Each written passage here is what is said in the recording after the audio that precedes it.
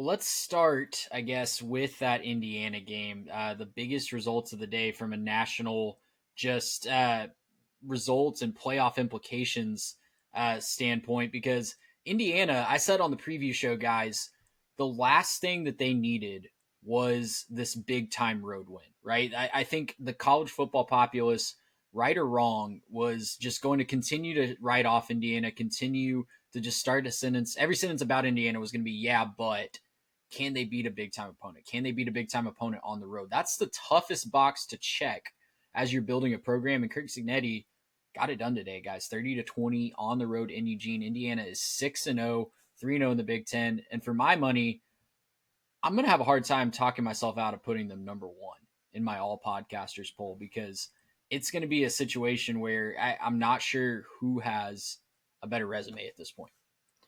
I think Garrett, this is your endpoint right here. I think Indiana is now a championship favorite going forward. Guys, they're going to go 12-0 in all likelihood. The rest of their schedule is Michigan State, who just got blown out today, UCLA, which suddenly is a little bit more interesting, but that's at home. That one might be tricky.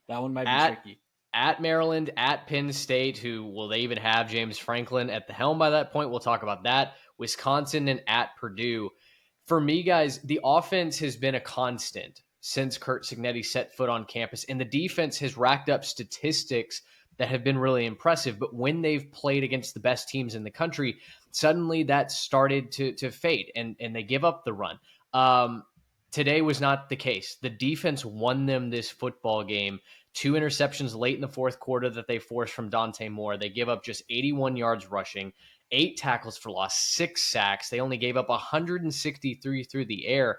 This is an Oregon team with all the weapons at their disposal on both sides of the ball, and the Hoosiers found a way to march into Eugene with a hyped-up crowd, with everybody in the world other than Pat McAfee on game day picking them to lose this game.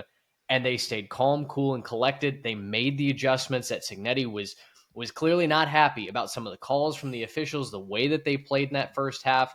But they went in and they outcoached and outplayed Dan Lanning and the Ducks. And guys, I mean, this is as big of a statement win as I think you can have when we are talking about a data point for why you would pick a team to win a conference championship or be a serious threat for the national championship. Indiana just put the script right in front of us. And I think for anybody to still have doubts about the Hoosiers, you got to turn on the tape. You are looking at a brand and nothing else.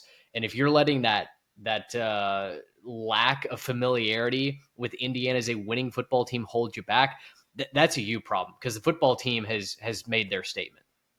Well, and they're doing it with some seriously talented players too. Like they looked like the more talented team out there. I mean, Elijah Sarratt was a matchup problem. There were moments that he just said, "I'm getting the ball. You can't stop me from getting the ball."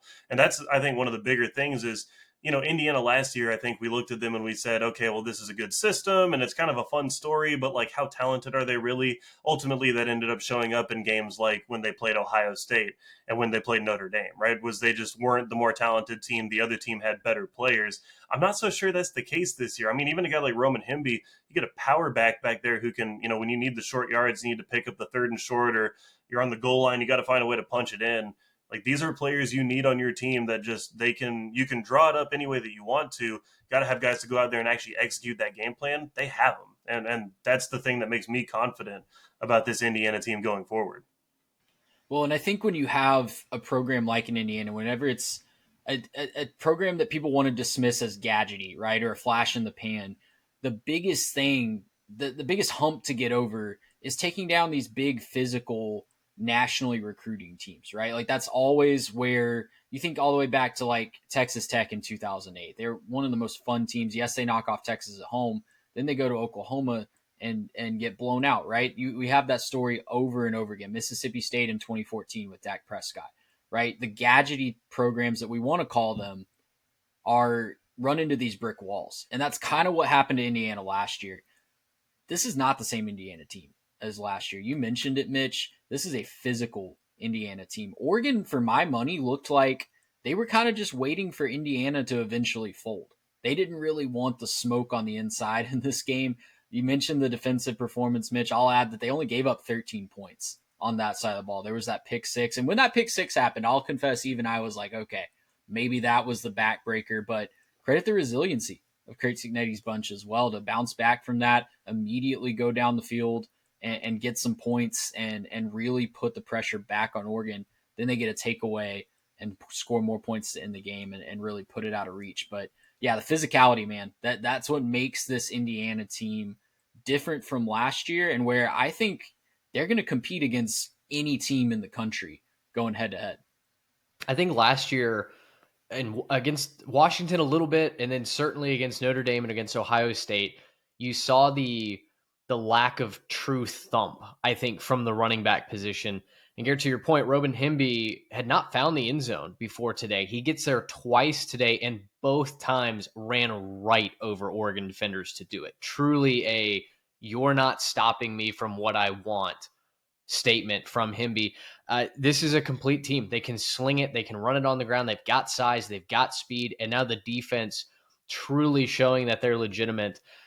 Yeah, they're right there in the top three, guys. I feel like Ohio State, I feel like Miami, and now Indiana are those three teams that, for my money, have truly separated themselves, kind of maybe even a league above just about everybody else. And there's a lot of good teams, I think, up there in the top 10, the top 15. But so far, those are the three teams that I have the fewest questions about and would feel the most confident about locking up on any given week. Well, and the thing that's encouraging, I was going to say this, the thing that's encouraging too for Indiana is there's not that elite team this year.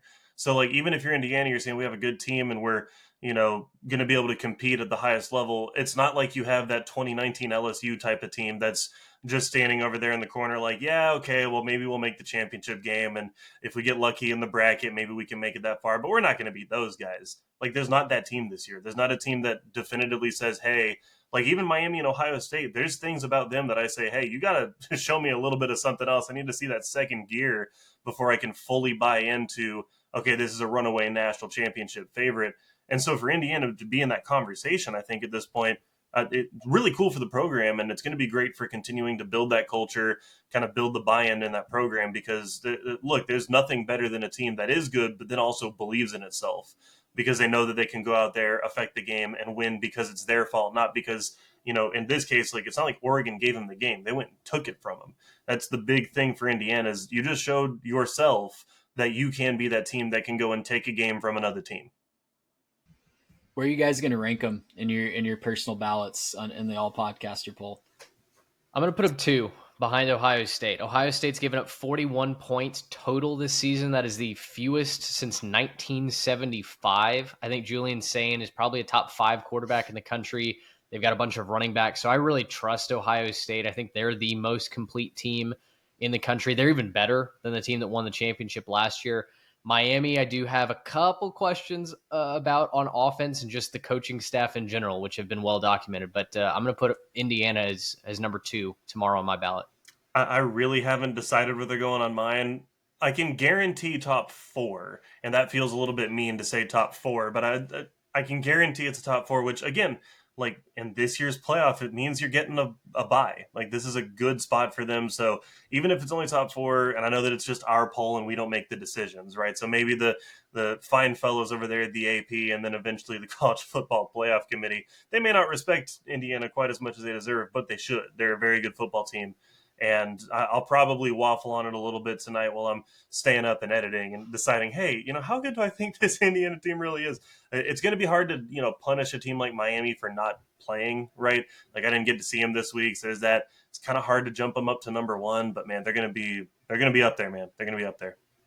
It's going to be between Ohio State and Indiana for number 1 for me. And I agree on your rationale, Mitch, but I think the resume has shifted to Indiana. I think Indiana has the best win in college football right now, for my money, going on the road to Autzen Stadium. They just ended the longest win streak in the nation, longest home win streak in the nation.